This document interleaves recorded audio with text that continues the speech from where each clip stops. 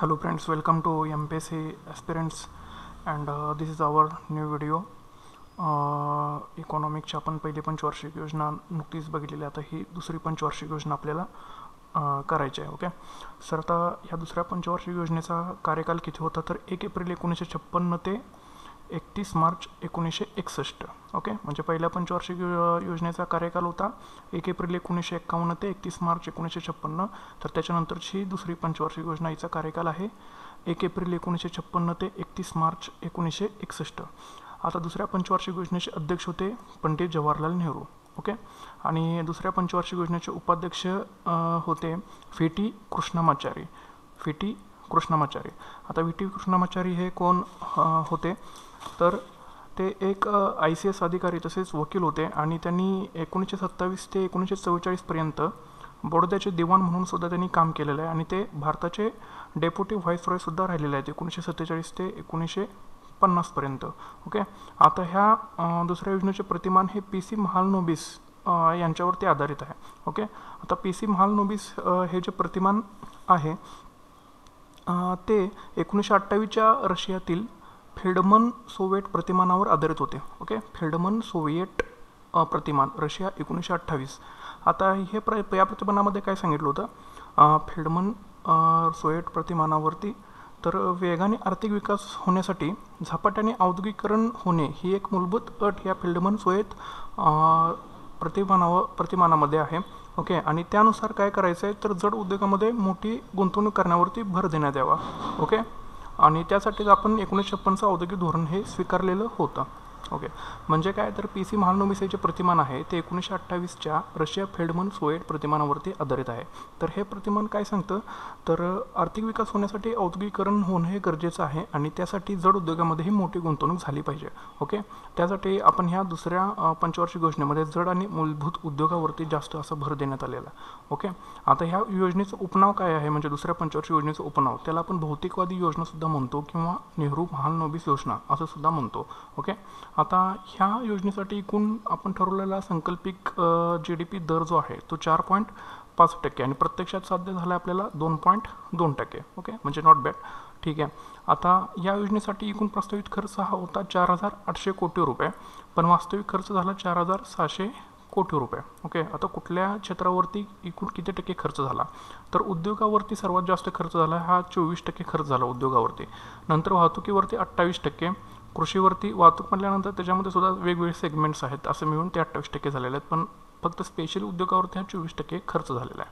नंतर कृषीवरती 20% खर्च झाला, सामाजिक सेवेवर 18%, नंतर ऊर्जावरती 10%. ओके, म्हणजे असा हा एकूण खर्च झाला. तर एकूण प्रस्तावित खर्च किती होता 4,800 कोटी रुपये आणि वास्तविक खर्च झाला 4,600 कोटी रुपये. आता दुसऱ्या पंचवार्षिक योजनेची उद्दिष्ट कुठले सांगता येतील तर 7.5% हा प्रतिवर्ष विकासाचा दर संपादन करायचा. ओके, 7.5%. नंतर अवजड उद्योगांची स्थापना करून औद्योगिकरणाला चालना द्यायची आणि समाजवादी समाजरचनेचे तत्त्व स्वीकारायचं. जे आवडे अधिवेशन झालं होतं काँग्रेसचं 1955 त्यामध्ये हे तत्त्व स्वीकारण्यात आलं, समाजवादी समाजरचनाचं. आणि याचे अध्यक्ष होते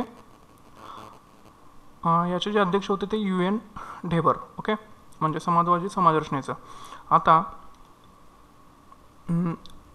कुठले राजकीय ज्या घडामोडी घडल्या किंवा कोणते विकास कार्यक्रम हाती घेतले तर दुसरं औद्योगिक धोरण जाहीर केलं 30 एप्रिल 1956ला, म्हणजे दुसऱ्या पंचवार्षिक योजनेअंतर्गत दुसरं औद्योगिक धोरण जाहीर केलं 30 एप्रिल 1956ला. नंतर राज्यस्तरावर खाद्य आणि ग्रामोद्योग कार्यक्रमांची सुरुवात करण्यात आली 1957-58 साली. ओके, दुसरं औद्योगिक धोरण जाहीर केलं 30 एप्रिल 1956ला. राज्यस्तरावर खादी व ग्रामोद्योग कार्यक्रमाची सुरुवात करण्यात आली 1957-58. नंतर सघन कृषी जिल्हा कार्यक्रम सुरू करण्यात आला 1960 आणि 61. ओके, सघन कृषी जिल्हा कार्यक्रम हा सुरू करण्यात आला 1960 आणि 61. त्याच पद्धतीनं दुसऱ्या पंचवार्षिक योजनेमध्ये सुएज कालव्याचा प्रश्न उभा राहिला इजिप्त आणि ब्रिटनमध्ये. ओके, सुएज कालवा इजिप्त आणि ब्रिटन, त्याच्यामुळे काय झालं हे दोघे युद्धाच्या उंबरठ्यावर ठेपले आणि त्याचा परिणाम हा भारताच्या परकीय व्यापारावरती झाला.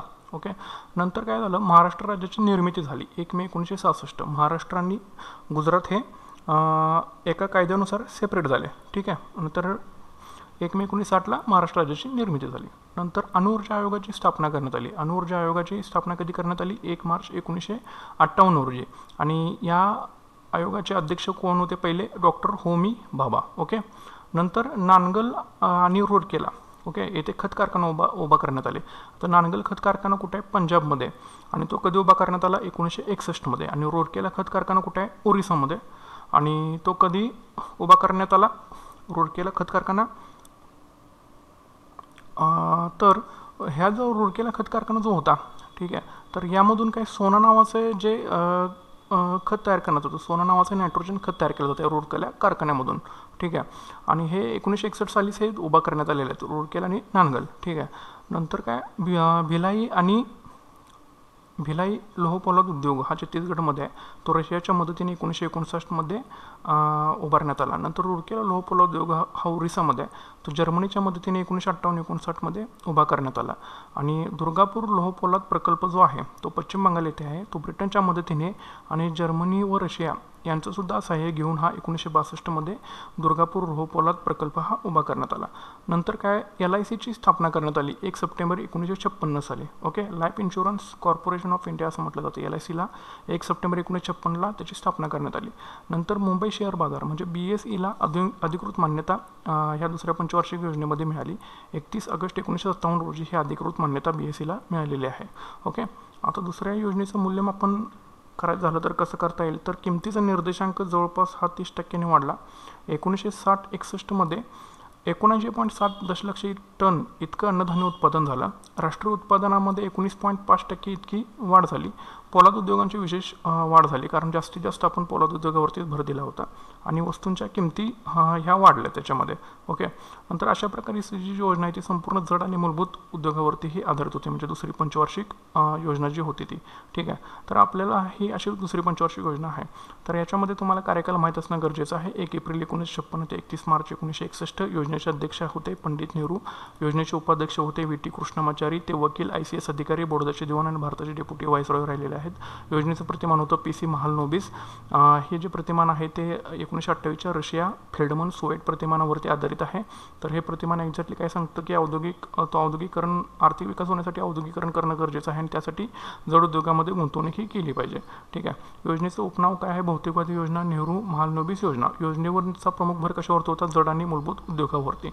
संकल्पित GDP किती संकल्पित होता? तर 4.5% आणि प्रत्यक्षात साध्य झालं 4.2%. या योजनेसाठी ठरवण्यात आलेला प्रस्तावित खर्च होता 4,800 कोटी रुपये, पण वास्तविक खर्च झाला 4,600 कोटी रुपये.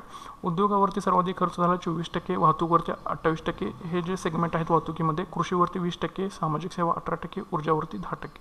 दुसऱ्या पंचवार्षिक योजनेचं उद्दिष्ट काय होतं? तर 7.5% प्रतिवर्ष विकासाचा दर संपादन करायचा आहे. अवजड उद्योगाची स्थापना करून औद्योगिकरणाला चालना द्यायची आणि समाजवादी समाजरचनेचे तत्व या योजनेअंतर्गत स्वीकारलं आलं. कुठंच स्वीकारलं हे? तर आवडी अधिवेशन होतं काँग्रेसचं जे झालं होतं 1955 साली. तर त्यामध्ये हे समाजवादी समाजरचनेचे तत्व स्वीकारले गेलं. याचे अध्यक्ष होते UN ढेबर. आता दुसऱ्या पंचवार्षिक योजनेमध्ये घडलेल्या ज्या राजकीय घडामोडी किंवा विकास कार्यक्रम जे आहेत ते कोणते सांगता येतील? तर दुसरे औद्योगिक धोरण जाहीर केलं 30 एप्रिल 1956. राज्य स्तरावरती खादी आणि ग्रामोद्योग कार्यक्रमाची सुरुवात करण्यात आली 1957 आणि 58 साली. नंतर सघन कृषी जिल्हा विकास कार्यक्रम सुरू करण्यात आला 1960 आणि 61. सुएझ कालव्याचा प्रश्न उभा राहिला इजिप्त आणि ब्रिटनमध्ये. ओके. त्यामुळे भारताच्या परकीय व्यापारावरती गंभीर परिणाम झाले. महाराष्ट्र राज्याची निर्मिती झाली 1 मे 1960ला. अणुऊर्जा आयोगाची स्थापना करण्यात आली 1 मार्च 1958ला. पहिले अध्यक्ष होते त्याचे डॉक्टर होमी भाभा. नंतर नानगल आणि रूरकेला येथे खत कारखाने उभारण्यात आले, ठीक आहे, 1961 साली. रूरकेलामधून सोना नावाचं नायट्रोजन खत तयार करण्यात येते. नंतर भिलाई, रूरकेला आणि दुर्गापूर येथे लोहपोलाद उद्योग उभारले. तर भिलाईचा लोहपोलाद उद्योग प्रकल्प होता तो छत्तीसगड येथे रशियाच्या मदतीने उभारला. रूरकेलाचा खत कारखाना रूरकेला कुठे? ओरिसामध्ये, तो जर्मनीच्या मदतीने उभारला. आणि दुर्गापूर इथला जो लोहपोलाद उद्योग आहे तो पश्चिम बंगाल येथे ब्रिटनच्या मदतीने आपण उभारला होता 1962 साली.